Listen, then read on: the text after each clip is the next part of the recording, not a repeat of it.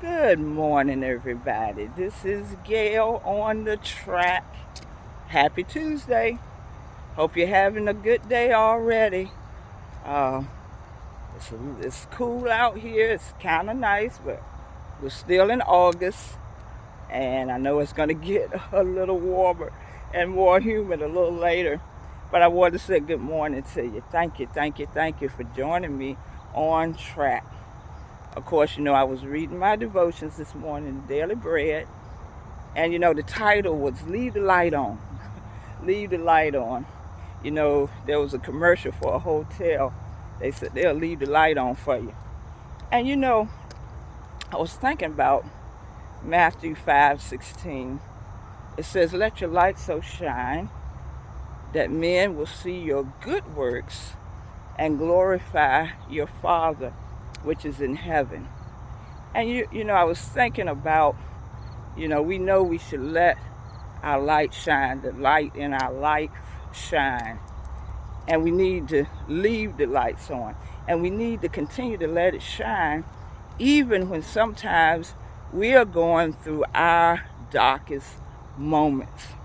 That's when it shines the best. Have you ever turned on your light in the middle of the day at your house? It doesn't have too much effect because, it's light on light. But when it's in the dark, we used to go and visit relatives in the country where there was no street lights, and when the light goes out, it's dark. You can't see your hand in front of your face. And if you cut on a light, man, that makes the biggest difference. But we need to leave the light on and let it keep shining, even through our darkest times. That's not always easy to do.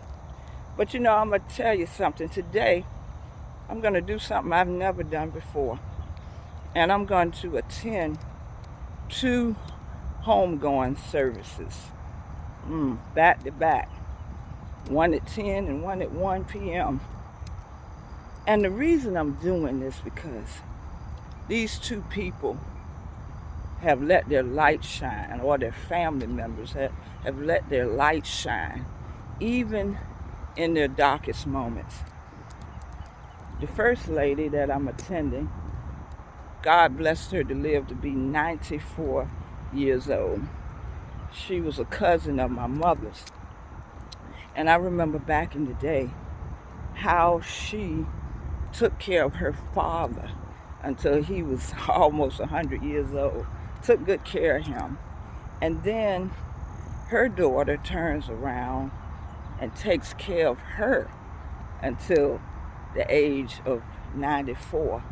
And beyond that, when my mother passed away, these 2 were right there to help me in one of my darkest moments, and continued the friendship throughout the years of just supportive in so many ways.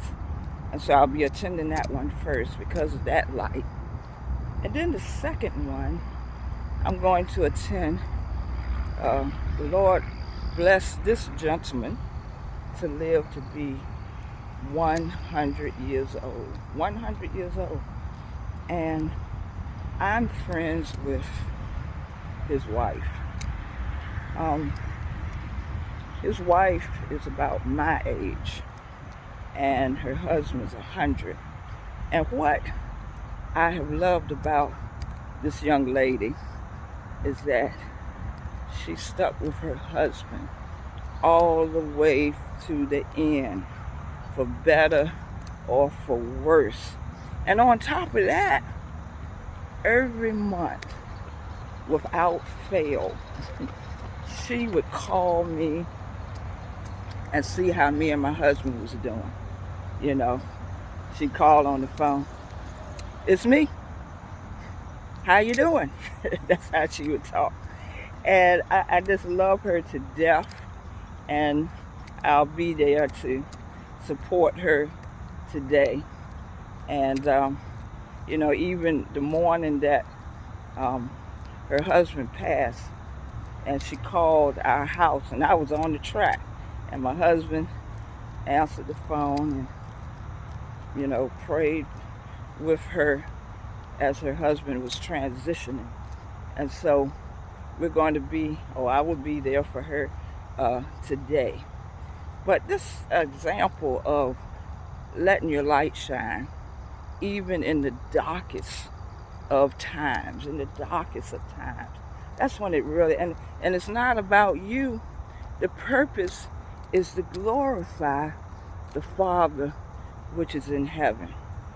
So I'm just suggesting that not only you let your light shine, that you leave your light on. Just like it said Motel 6, we'll keep the lights on for you, even in your darkest time.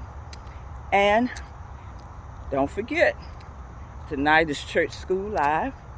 We're going into a new series of lessons called God's Exceptional Choice.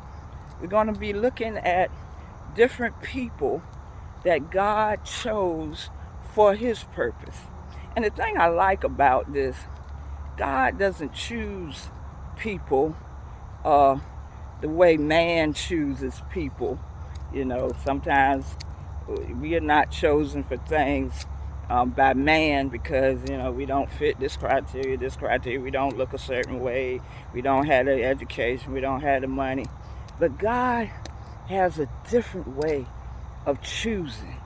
And his choices, guess what, are exceptional. Even when he chose you, it was an exceptional choice. We're going to start tonight with the call of Abram. Abram became Abraham after he became the father of many nations. So join me on the Gem Nugget tonight for Church School Live. Let's look at these choices.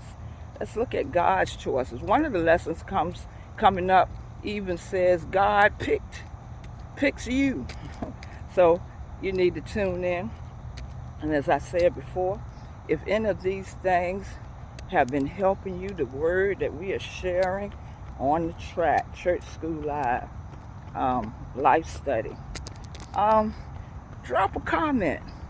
Encourage us a little bit. Let your light shine by encouraging us, even if you're going through some things.